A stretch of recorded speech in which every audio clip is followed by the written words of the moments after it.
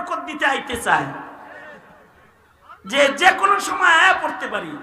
আমরা যেখানে যাই সেখানেই দাওয়াত দেই, আপা খালি আয়া পড়েন, অনেক বোঝাপড়া বাকি আছে আপনার সাথে, আয়সা পড়েন, দিল্লি বসে থাকার দরকার নেই, আয়সা পড়েন খালি। কারণ এই দেশের নির্দোষ আলেমদেরকে জেলখানায় আটকে রেখেছেন, তাদের উপর অত্যাচার করেছেন।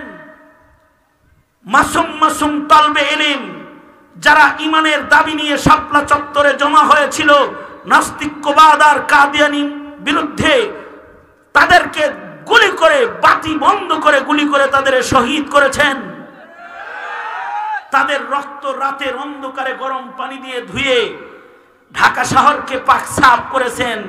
কত খেদমত আপনি জাতির করছেন, এই খেদমত গুলোর বোঝাপড়া আছে। আয়া পড়েন, আয়া পড়ে। শের জীবনে একটা আবেদ প্রধানমন্ত্রী হারাইছে, সুলতান শামসুদ্দিন আলতাফাজের যে কম না। উনি প্রতি রাতে 70-80 রাকাত নফল নামাজ পড়ত, আর ফজর পর্যন্ত না ইশরাক পর্যন্ত যায় নামাজে বসে থাকতো,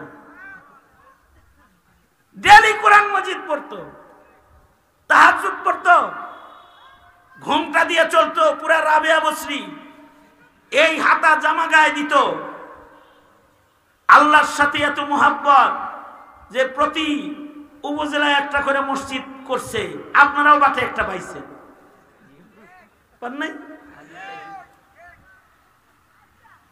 ইস্তেমার জায়গা দিছে ওনারা, ফাউন্ডেশনের জায়গা দিছে, বড় আবেদ মানুষ ছিল।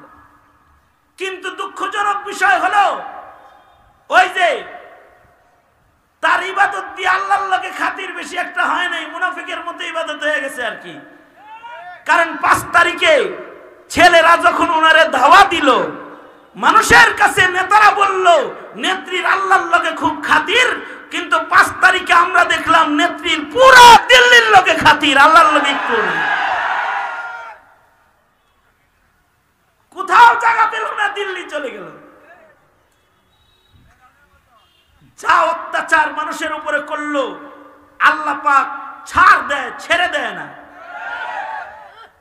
ইন্না বাতশা রাব্বিকা লাশাদীদ, আল্লাহ পাক ধরে ফেলল। এখন আবার মাঝে মাঝে উনি আমাদের বরকত দিতে আইতে চায়, যে কোনো সময় আয়া পড়তে পারি।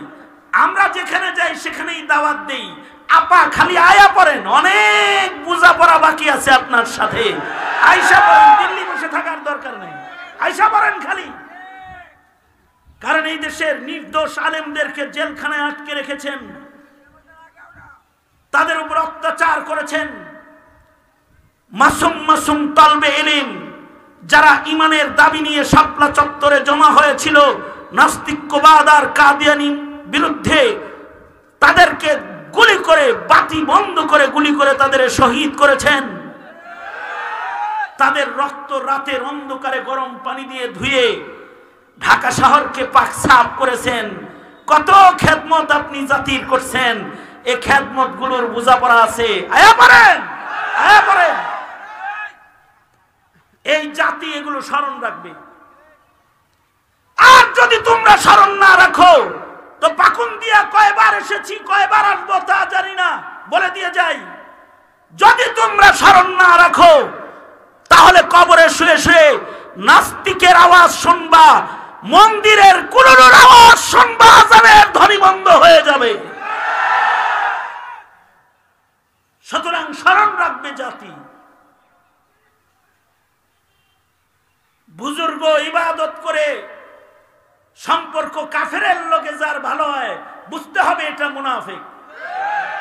বুজুর্গ ইবাদত করে সম্পর্ক ভালো করবে কার সাথে? চিল্লায় জোরে আওয়াজ করে বলো।